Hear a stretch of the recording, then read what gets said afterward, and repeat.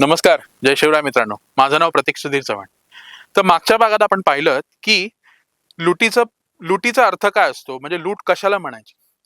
या भागात आपण पाहणार आहोत लुटीचं पूर्वनियोजन हे कसं केलं जायचं.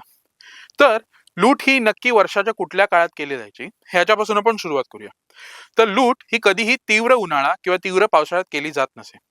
हे महिने सोडून लुटीचा महिना निवडला जात असे. त्यानंतर लुटीचा मुख्य ठिकाण कुठलं असेल, म्हणजे लुटीचं ठिकाण कुठलं असेल हे निवडताना सुद्धा खूप महत्वाची स्ट्रॅटेजी वापरावी लागेल. कारण की लुटीची ठिकाणं निवडताना आपल्याला अशीच व्यापारी केंद्रे आणि बंदरे निवडावी लागत जिथे रोख रक्कम म्हणजे मौल्यवान धातू जसं सोनं चांदी किंवा हिरे जवारे किंवा रोख रक्कम आपल्याला जास्त प्रमाणात मिळेल.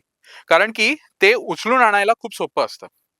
त्यानंतर आपल्याला लुटीचं जे ठिकाण आहे, व्यापारी केंद्र आहे किंवा जी बंदरं आहेत, तिकडची सिक्युरिटी सिस्टीम आणि तिकडे लवकरात लवकर कुठली येणारी रिएन्फोर्समेंट आहे याचा सुद्धा बारकाईने अभ्यास करावा लागत असे.